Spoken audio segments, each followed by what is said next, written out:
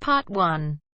We'll hear two students, Jacinta and Lewis, discussing a holiday they are planning in Queenstown, a tourist center in New Zealand popular with young people. First, you have some time to look at questions 1 to 6.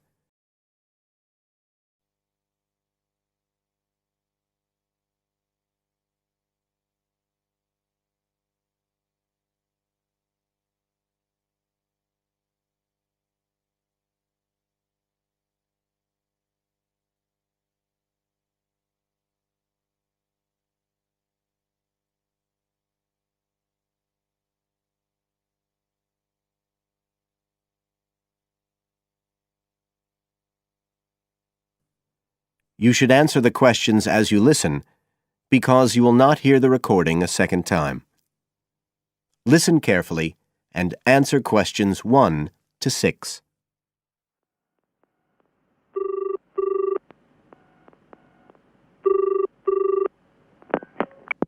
Hi, Lewis. It's Jacinta here. Oh, hi, Jacinta. I was just going to call you. I was thinking we ought to do something about accommodation for our trip to Queenstown. Yeah, actually, that's just why I rang you. I've been looking on the internet. There was one place that looked okay called Traveller's Lodge, but when I checked availability for January, when we're planning to go, I found it was fully booked. Right. Well, we'd better do something now, I suppose. I've actually got a list up here on the computer. There's one place called Bingley's that looks possible. It's $1975 a night. That's US dollars. They quote all the prices in US dollars. So that's about 26 or 27 New Zealand dollars. That's okay.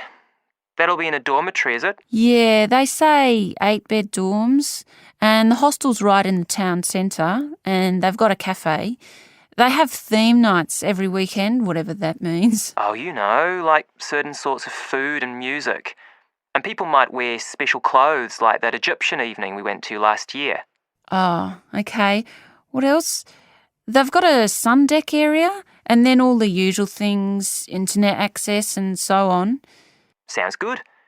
Was there anywhere else? Yeah, a couple more places. There's one called Chalet Lodge, which is just 18 US dollars. That's for a bed in a 12-bed dorm. They do single and family rooms as well. It looks as if it's a bit out of town. Says it's got an alpine setting, a quiet alpine setting. What do you think? Not sure. Oh, but actually, it's not far out at all. It says 10 minutes walk from town, so... Oh, and it says it's children friendly. I'm not so sure about that. What about the third place? That's called Globetrotters. Let's see. They do private rooms or 5-bed dorms for $18.50. It's in the centre, just by the lake, and that includes breakfast. Didn't the other two? I don't think so. They didn't mention it, so probably not. Oh, and it says something about a free skydive. Wow. Don't know if I'm all that keen on jumping out of aeroplanes. Oh, actually, what it says is you can win a chance to do a skydive. They give one away every day to one of the guests. Well, if I win it, you can do it. Anyway, do they have room? Yeah, I checked the availability. Shall I go ahead and book there then? Fine.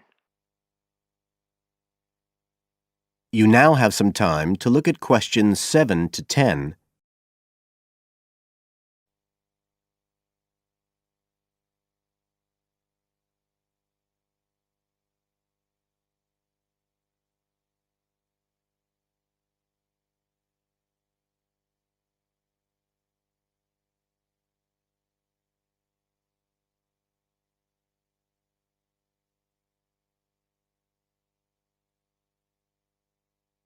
Now listen and answer questions 7 to 10. I was looking at what there is to do too. There are lots of sites offering deals for adventure sports. I suppose we have to do a bungee jump. Why? Well, it's Queenstown where they more or less started it as a sport. You can, if you really want to jump off the side of a bridge with an elastic rope tied round your ankles. I'll watch. Okay, so what do you want to do? As far as adventure sports go, I was talking to someone who went whitewater rafting there. He said it was really awesome. They drive you up the Shotover River and then you come down on a rubber raft through the whitewater rapids where the river's really narrow and fast and end up going through a tunnel nearly 200 metres long. I think it's quite expensive though. Oh, I'm on for that if you are. Cool. The other thing you can do is the jet boat ride. That sounded just a lot of noise though. It's basically just whizzing round on the river on a very fast boat, isn't it? My friend did that as well. He said it was a bit touristy, but worth it. I'll give it a go. You go right up the river canyon. He said the drivers were really skillful, but I don't mind going on my own. But there's lots to do as well as the whole commercial adventure bit. We ought to do some trekking. The scenery around there's amazing. I don't want to miss that. The place to start's Glenorchy, apparently, about 40 minutes drive. That's where lots of the wilderness trails begin. Okay, I'll pack my walking boots. I'd better start getting in training. I haven't done anything except sit at my desk for months. Now, is there anything else we need to decide?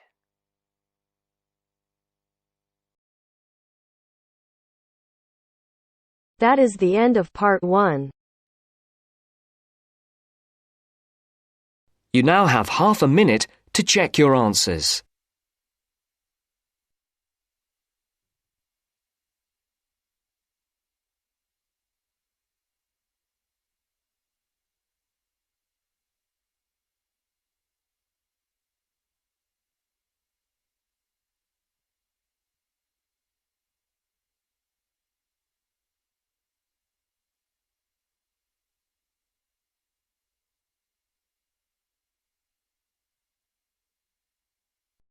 Now turns to part 2.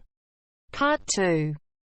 You will hear an extract from a radio program for people who live abroad. Listen and answer questions 11 to 17.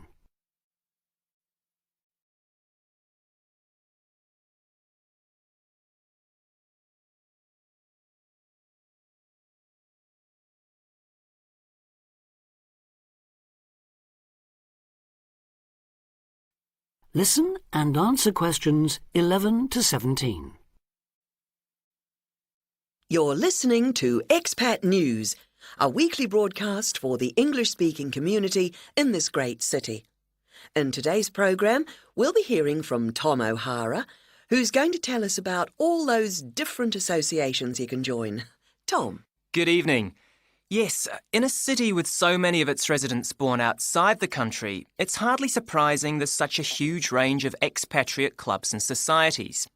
And many of these, of course, are aimed at English speakers.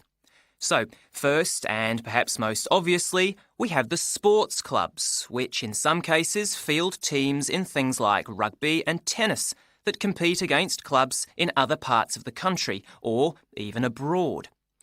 You don't have to play at this level to have fun, though. They can be just a great way to do some exercise and, of course, to get to know other people, especially if you're new in town. The same can be said of the many hobby and interest clubs that have sprung up here. Everything from landscape photography, such as the Viewfinders Club in the Harbour District, or Focus on the Airport Road, to old favourites like stamp collecting. Remember that this country has a long tradition of unusual and perhaps even eccentric societies, so there should be something for everyone. A place where you can meet people of different nationalities with the same social and/or cultural interests as you. For those who may be interested in rather more than just friendship, there's a wide range of lively social clubs. Several singles associations organise dancing of various kinds, while for people in a real hurry, there's speed dating, in which everyone talks to everyone else for just 5 minutes. Then, at the end, they decide which of them they would like to meet again by ticking their names on a list. In complete contrast to these are the many religious associations, reflecting the diversity of faith groups present in this multicultural city. Many of them, of course, have their own places of worship. Perhaps also of interest to those who've come here from other parts of the world are the international and cultural societies. These often provide a meeting place for people from a specific country, China, for instance, and particular ethnic groups, such as Afro-Caribbeans. As in other major cities, we have here local branches of many charities with names familiar around the world.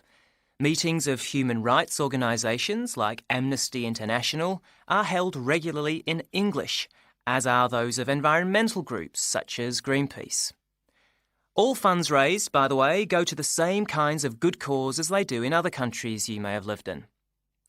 Inevitably, perhaps, there are also the political clubs, often connected with a particular party and, indeed, a particular country.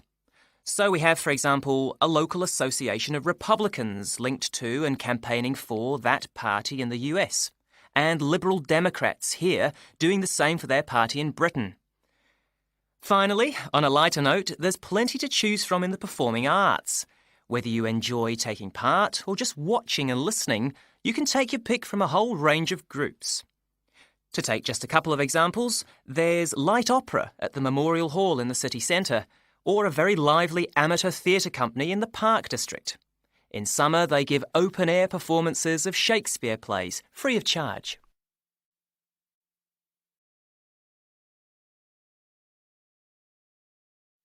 Now answer questions 18 to 20.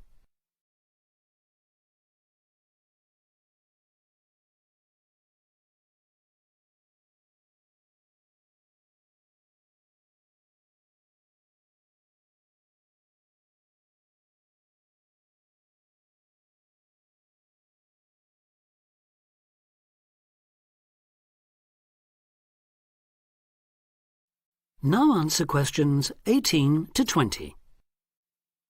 I should mention at this point that clearly some districts have a higher concentration of English-speaking clubs than others, and that certain parts of town tend to specialise in particular activities.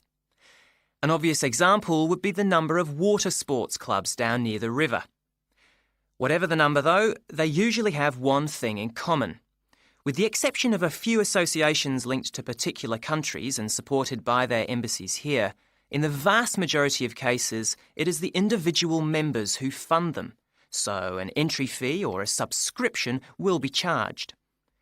You may be used to council-subsidised sports centres and the like in your home country, but I'm afraid that's not the case here. Assuming you can afford it then, you can be fairly sure that somewhere out there you'll find a club that caters for your own particular fascination. If it's very important to you and you intend to spend a lot of time on it, it might even determine which district of the city you decide to live in. In the unlikely event that you really can't find such a club, the solution is to try to persuade friends and anyone else you meet of the need for one. You could also use the local small ads on the internet to suggest the idea. You'll be amazed at just how many people share even the strangest interest. Then you can start your own.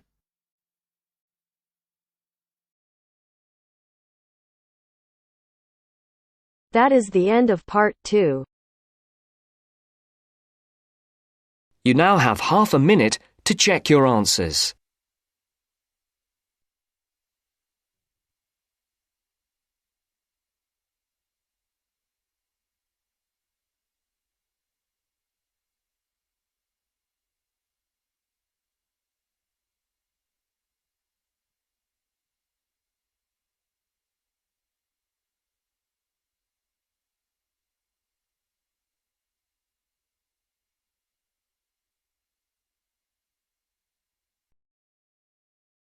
Now turns to part 3.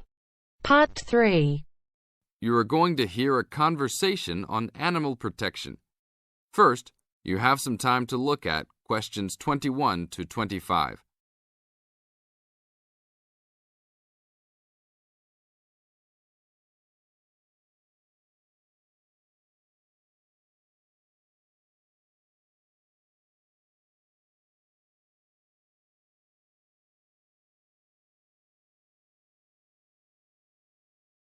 Now listen to the tape and answer the questions.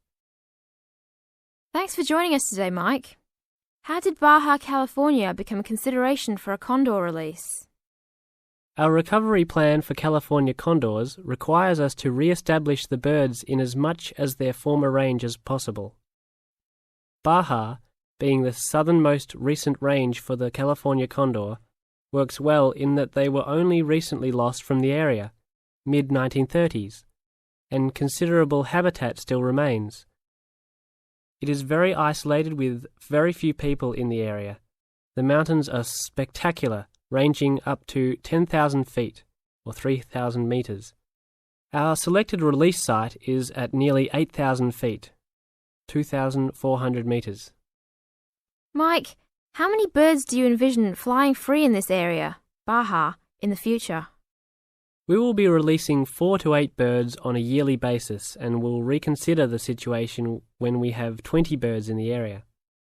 What age do the birds have to be before moving them? That's a good question. Typically, we move them at 8 months to 18 months old. Birds are ready to fledge, or leave, from the nest at 6 to 7 months of age.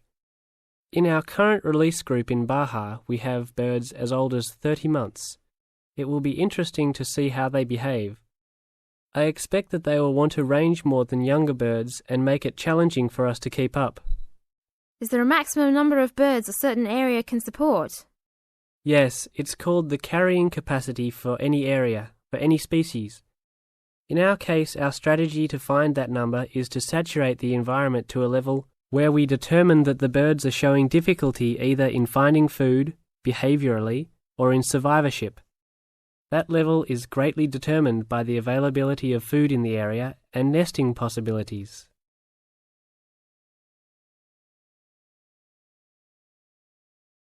Now look at questions 26 to 30.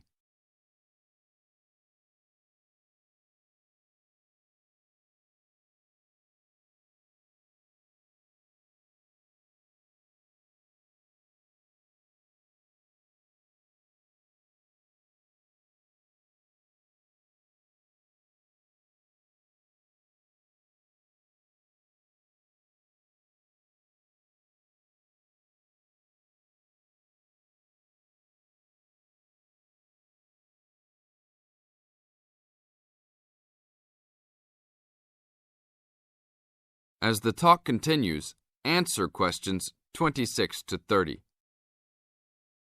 What do you hope to accomplish with this release in the long run?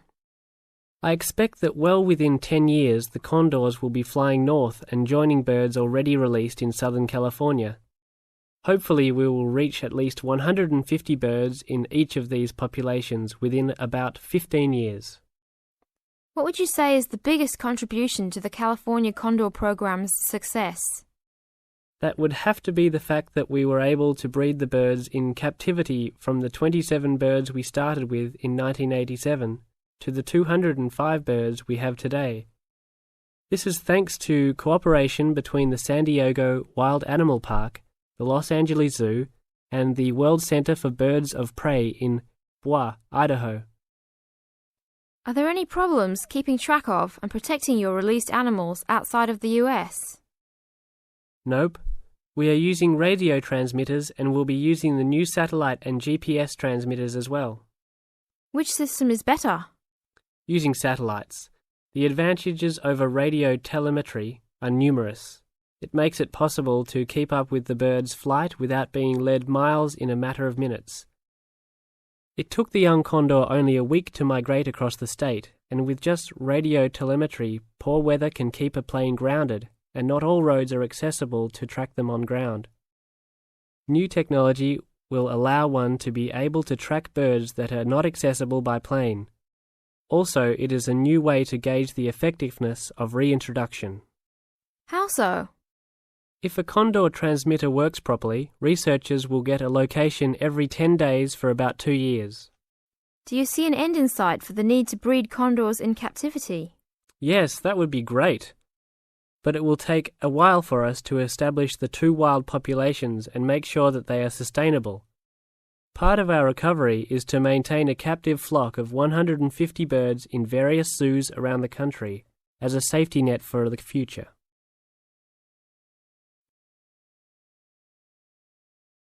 That is the end of part 3. You now have half a minute to check your answers.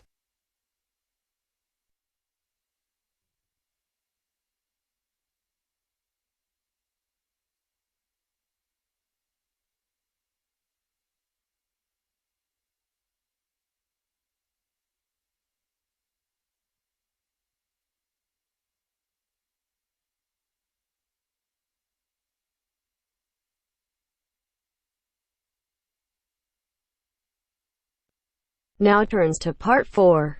Part 4. Listen to somebody giving a talk about homelessness and check your ideas. First, you have some time to look at questions 31 to 40.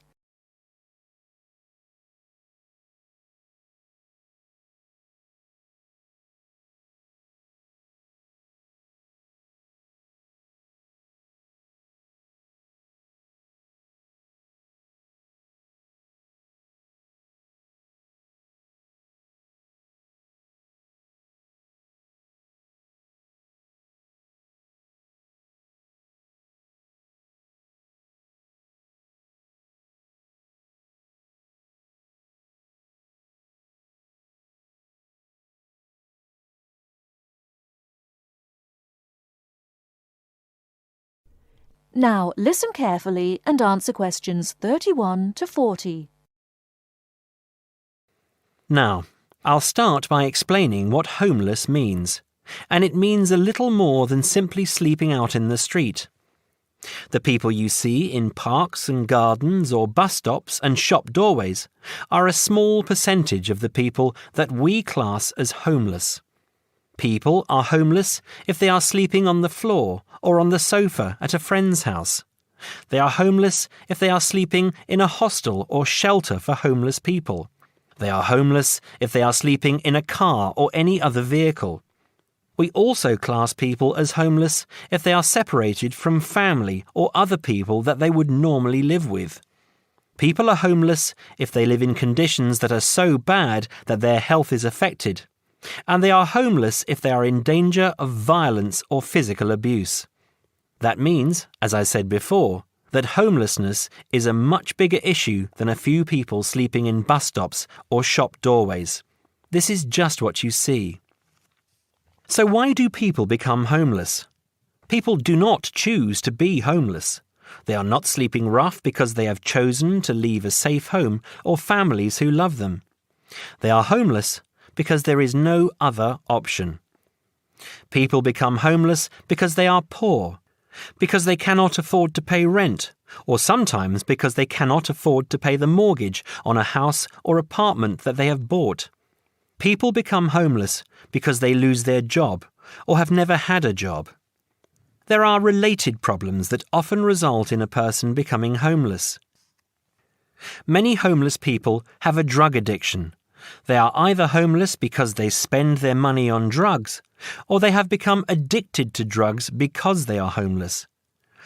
A high percentage of homeless people have mental health problems and find it difficult to make the decisions about their lives that most people can make.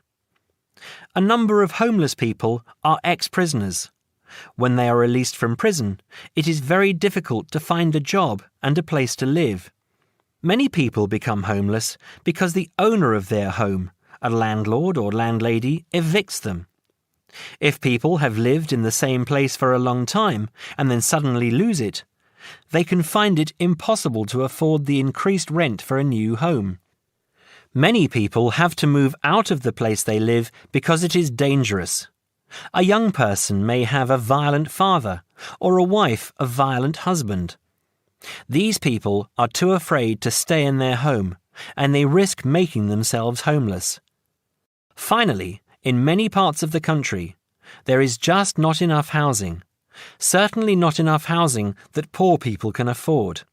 The increase in the value of property has made life difficult for many people, not just homeless people. I'm sure many of you will understand that. So, how do we deal with a problem as big as this? It isn't easy. In this country, people with very poorly paid jobs or no jobs at all receive some kind of financial support. In some cases, all or part of their rent is paid by the government. This helps to stop people becoming homeless. But if you are already homeless, it doesn't help. Most towns, like this one, have shelters for people who are temporarily homeless, but they cannot stay at them permanently. They have to move on after a certain period of time. Some towns have food kitchens where homeless people can get a meal 2 or 3 times a week. The problem is that shelters and food kitchens don't really deal with the cause of the problem. They deal only with the effect. People can stay in a shelter for a while, but it will not help them to find a home of their own, and that is what they need, of course. Now, I'm going to go on in a moment to talk about some of the suggestions that have been made in terms of dealing with homelessness. Ideas for dealing with the problem in a more permanent way. I'll also talk about some of the programs that are in place and are in some cases very successful in other parts of the world. Before that, does anyone have any questions about what I have said so far? That is the end of part 4. You now have half a minute to check your answers.